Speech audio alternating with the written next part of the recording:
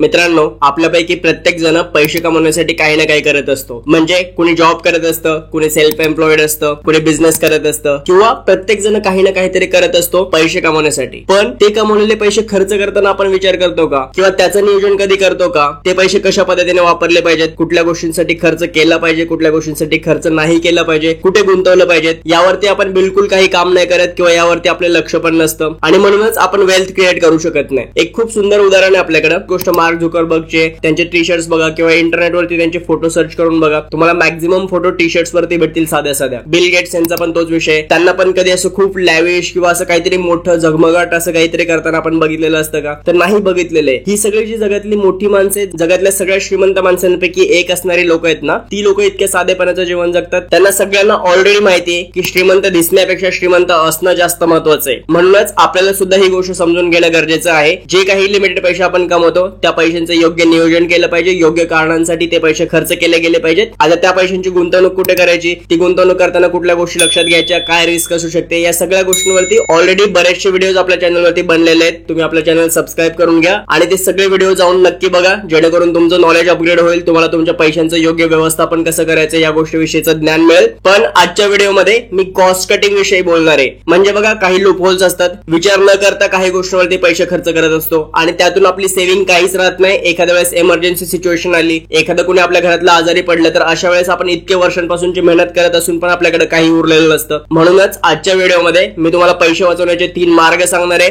जे दुसरं कुणीही तुम्हाला सांगणार नाहीये. सूरज थिटे नाव आहे माझं आणि तुम्ही बघायला स्टार्ट केलेले आहेत आपण जी फायर सिरीज लॉन्च केलेली आहे, त्या फायर सिरीजचा 26वा एपिसोड.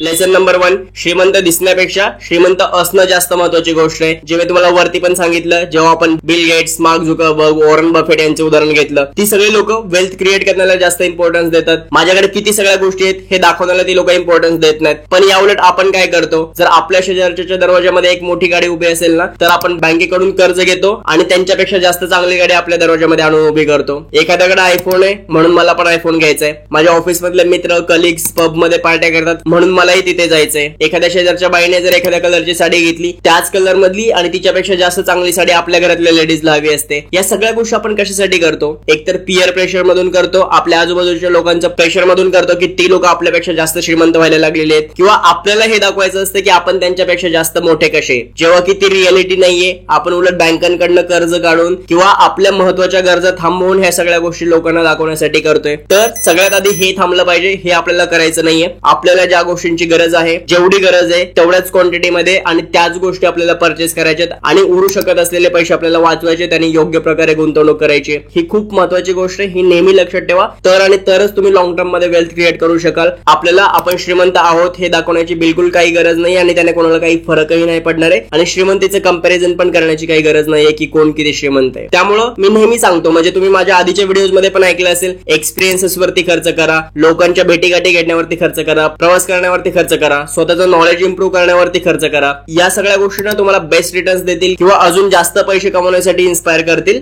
जगाच्या प्रेशरमध्ये जास्त खर्च करून किंवा श्रीमंत आहोत हे दाखवण्याच्या नादामध्ये तुम्ही जास्त भिकारी होताय, ही गोष्ट तुम्ही समजून घेतली पाहिजे. नंबर 2, इम्पल्स बाईंग करणं थांबवा. इम्पल्स बाईंग म्हणजे काय असतं, तर भावनेच्या भारात येऊन केलेली खरेदी. ही गोष्ट कशी घडते आपल्याकडून? तुम्ही एखादी मुलगी किंवा लेडीज बघितली जी खूप अपसेट असते, रागवलेली वगैरे असते आणि जेव्हा तिला तिचा बॉयफ्रेंड नवरा विचारतो की काय झालं, तर ती बोलते काही नाही झालं. बरं काय करायचं ते तरी सांग. मग ती बोलते शॉपिंग करायचे आणि शॉपिंग करून त्या 8-10 बॅग्स हातामध्ये बघून त्या व्यक्तीला आनंद मिळणार असतो. किंवा एखाद्या ठिकाणी सेल लागलेला आहे ऑफलाईन शॉप वरती, ऑनलाईन सेल लागलेला आहे अमेझॉन, फ्लिपकार्टला. तर अशा वेळेस सुद्धा आपल्याला ज्या गरजेच्या नाहीयेत किंवा आपल्याला आता त्या गोष्टीची गरज नाहीये, त्या गोष्टी पण खरेदी करतो फक्त या कारणासाठी की सेल चालू आहे म्हणून. अजून कुठे आपण अशी इम्पल्सिव्ह डिसिजन घेतो? तर काही जणांना बघा सतत बाहेरचं खाण्याची इच्छा होत असते, आठवड्यातून 2-3 वेळेस. त्यांना घरी खायची इच्छा नसते किंवा ऑफिसमध्ये टिफिन घेऊन जायचा नसतो. ते झोमॅटो, स्विगी ओपन करतात आणि ऑर्डर मारत बसतात रात्रीची अपरात्री कधीही. ही पण इम्पल्स बाईंगची लक्षण आहेत आणि ह्या सगळ्या गोष्टी करून आपण आपले खूप पैसे वाया घालवत असतो. म्हणजे आपण कमवतो कमी आणि अशा ज्या आपल्या सवयी आहेत ना, त्यामुळे आपले पैसे खूप वेस्ट होत असतात. ही गोष्ट आपण व्यवस्थितपणे समजून घेतली पाहिजे. हे जे इम्पल्स बाईंग असतं किंवा आपल्या इमोशन्स मधून आपण हे जे निर्णय घेतलेले असतात ना, त्याला 3 गोष्टी कारणीभूत असतात. नंबर 1,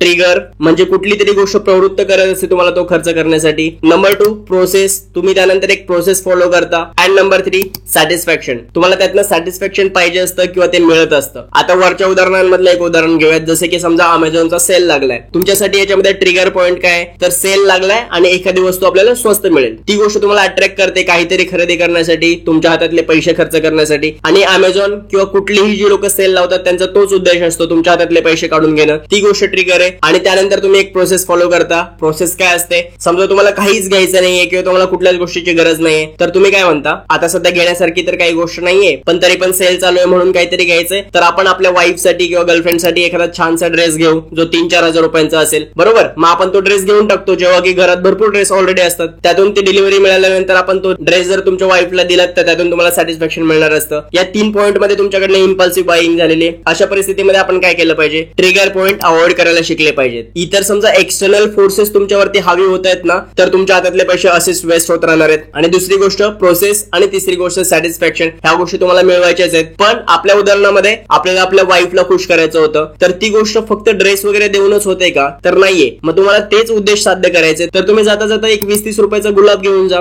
गुलाबाचं फुल घेऊन जा, एखादा गजरा घेऊन जा. घरी जाऊन तुम्ही ते सरप्राईज तुमच्या पार्टनरला द्या. त्यातूनही तुम्हाला हॅपीनेस मिळणार आहे, सॅटिस्फॅक्शन मिळणारच आहे. तर अशा पद्धतीने आपण आपली इमोशनल एनर्जी योग्य ठिकाणी युटिलाइज करायला पण शिकलं पाहिजे आणि त्यातून आपले पैसे वाचवायला पण शिकले पाहिजे. तुम्ही जस्ट ऑब्झर्व करा अशा सगळ्या गोष्टींमध्ये किती लोक पैसे खर्च करतात विनाकारण, जेव्हा की ते पैसे वाचवू शकत होते. म्हणून इम्पल्सिव्ह बाईंग करणं टाळा. भावनिक होऊन खरेदी करू नका. जी गोष्ट गरजेची आहे, ज्या वेळेस गरजेची आहे तेवढीच आणि त्याच वेळेस बाय करा. इतर वेळी ऑफर चालू असतील, सेल चालू असेल तर जाऊ द्या तो सेल. रिक्वायरमेंट नसेल तर कुठली गोष्ट आपण नाही घ्यायला पाहिजे आणि समोरच्यांचा फायदा करून देऊन आपण भिकारी होण्यामध्ये काहीही मिनिंग नाहीये. पॉईंट नंबर 3, आपल्यापैकी बरेचसे लोक म्हणतील की मला ऑलरेडी पेमेंट कमी आहे, माझ्याकडे उरतच काय नाही, त्यामुळे मग मी एक्स्ट्रा खर्च करण्याचाही काही प्रश्न येत नाही. आणि तुम्ही म्हणताय तसं पैशांचं नियोजन करण्याचं किंवा गुंतवणूक करण्याचं काही कारणच येत नाही. एक छोटीशी सॅलरी मिळते 30-40 हजार रुपयांची, त्या सॅलरीचं व्यवस्थापन कसं करायचं हे आपल्याला माहित नाहीये. तर अशा कंडिशन वाल्यांनी काय करायचंय, एक सिंपल रूल आहे जो आधीच्या व्हिडिओज मध्ये पण मी सांगितलेलं आहे, पण परत तुम्हाला इथे रिमाइंड करून देतो कारण तुमचे पैसे सेव्ह होणं आणि व्यवस्थित मॅनेज होणं इम्पॉर्टंट आहे. आणि तो रूल आहे 50-30-20 चा रूल. तुमच्या ज्या बेसिक गरजा आहेत, म्हणजे तुमच्या घराचा रेंट झाला, इलेक्ट्रिसिटी बिल झालं, तुमचे पेट्रोल डिझेलचे खर्च झाले, एखादा EMI चालू असेल तर तो झाला, किंवा तुम्हाला घरात खाण्यापिण्यासाठी जे काही लागतं, या सगळ्या गोष्टी तुमच्या बेसिक गरजा आहेत. तुम्ही तो खर्च टाळू शकत नाही. तो तुमच्या सॅलरीच्या हाफ असला पाहिजे. म्हणजे 50% खर्च तुम्हाला या सगळ्या गोष्टींवरती करायचा आहे, 30% खर्च तुम्हाला तुमच्या वॉन्ट्स अँड डिझायर्स वरती करायचा आहे. म्हणजे ऑब्व्हियसली ही पण गोष्ट इम्पॉर्टंट आहे ना, आपण जगतोय तर अगदीच रोबोट सारखं जगू शकत नाही. थोडंफार बाहेरच्या गोष्टींवरती पण खर्च झाला पाहिजे. महिन्यातून एखाद्या वेळेला वगैरे आपण बाहेर जेवायला नक्कीच जाऊ शकतो. इतकंही रिस्ट्रिक्शन्स वगैरे असण्याची काही गरज नाहीये. तो जो सगळा खर्च आहे, जसं तुम्हाला एखादा नवीन फोन घ्यायचा आहे, एखादा नवीन ड्रेस घ्यायचा आहे, किंवा तुम्हाला बाहेर जेवण करायला जायचंय, अशा ज्या काही गोष्टी करायच्या आहेत ना, तो खर्च तुमच्या 30% अमाऊंट मधूनच झाला पाहिजे. ही गोष्ट लक्षात ठेवा. करा, पण किती, 30% अमाऊंटच्या मध्ये. म्हणजे तुमचा 40,000 रुपये पेमेंट आहे, 40,000 रुपयांमधले 20,000 रुपये तुम्ही तुमच्या गरजांवरती खर्च केले, त्याच्यामध्ये सगळ्या गरजा कव्हर झाल्या पाहिजेत. नंबर 2, 30% 12,000 रुपयांमध्ये तुमच्या वॉन्ट्स अँड डिझायर्स, म्हणजे तुमच्या ज्या काही इच्छा आहेत त्या पूर्ण झाल्या पाहिजेत. आणि शेवटचे 20% योग्य पद्धतीने इन्व्हेस्टच झाले पाहिजेत. जे 8,000 रुपये तुमच्याकडे 40,000 रुपयांमधून उरणार आहेत ते दर महिन्याला अगदी शिस्तबद्ध पद्धतीने इन्व्हेस्ट झाले पाहिजेत, गुंतवणूक झाली पाहिजे त्याची. ती गुंतवणूक कशामध्ये करायची, कुठल्या पद्धतीने करायची, या सगळ्यांवरती ऑलरेडी मी आधी व्हिडिओ बनवलेले आहेत. मी वरती पाहिजे तर आय बटन वरती लिंक देतो किंवा डिस्क्रिप्शन मध्ये पण लिंक मिळेल आणि आपल्या चॅनल वरती पण तुम्हाला ते व्हिडिओज बघायला मिळतील. ते फायनान्शियल प्लॅनिंग विषयीचे व्हिडिओ तुम्ही आपल्या चॅनल वरती जाऊन नक्की बघा.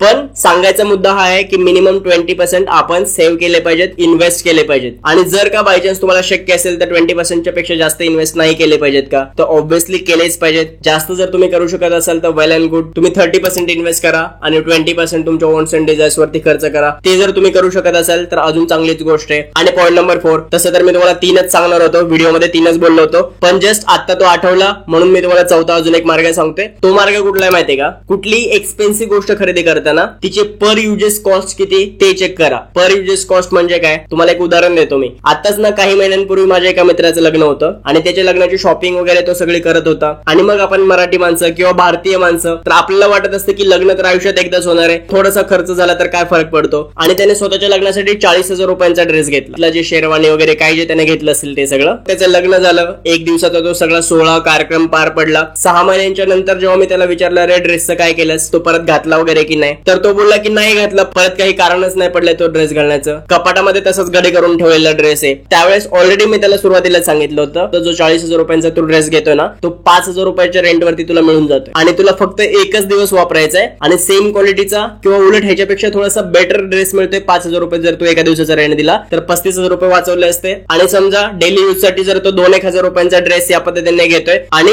एका वर्षामध्ये जर 4 ड्रेस तो घेणार असता तर असं जे उरलेले 35,000 रुपये होते त्या 35,000 रुपयांमध्ये किती ड्रेस तो खरेदी करू शकला असता? जवळजवळ 18 ड्रेस खरेदी केले असते त्याने 2,000 रुपयांच्या रेंज मधले, बरोबर. 18 म्हणजे साधारण 4 ते 4.5 वर्ष पुढची तो त्या पैशांमध्ये कपडे घेऊ शकला असता. आणि ही गोष्ट करण्याऐवजी त्याने एकच ड्रेस 40,000 रुपयांचा घेतला आणि तो कपाटात ठेवून दिला. तर ही गोष्ट पण आपल्याला लक्षात घ्यायची की कुठलीही गोष्ट जी एक्सपेन्सिव्ह आहे ती रेंटने घेता येते का किंवा तात्पुरती काही सोय होते का हे नेहमी बघितलं पाहिजे आपण. कारण आपण त्या गोष्टी परत युज करत नाही. आपल्याला जरी कितीही वाटलं तरी पण ती गोष्ट युज करण्यासारखी नसते. कुठल्या फॅमिली फंक्शन मध्ये वगैरे पण तुम्ही लग्नाचा ड्रेस घालू शकत नाही. किंवा अशा बऱ्याचशा गोष्टी असतात जसं कोणाला कॅमेराचा शौक असतो, लाखो रुपये देऊन कॅमेरे घेतात लोक आणि त्या घरामध्ये ठेवून दिलेले असतात, त्याचा कधी वापर होत नाही. वर्षभरात नाही एखाद्या वेळेला वापरला तर वापरला. या अशा सगळ्या गोष्टींवरती खर्च करण्यापेक्षा या गोष्टी रेंट आउट करता येतात. आपल्याला जेव्हा गरज आहे तेव्हा ती गरज भागवता येते आणि कमीत कमी पैशांमध्ये ती गोष्ट आपल्याला उपलब्ध होते. या काही गोष्टी होत्या जिथे तुम्ही कॉस्ट कटिंग करू शकता किंवा आता खर्च करताय तो खर्च थांबवू शकता आणि पैसे वाचवू शकता. पैशांचं योग्य पद्धतीने नियोजन करू शकता. एक गोष्ट लक्षात ठेवा,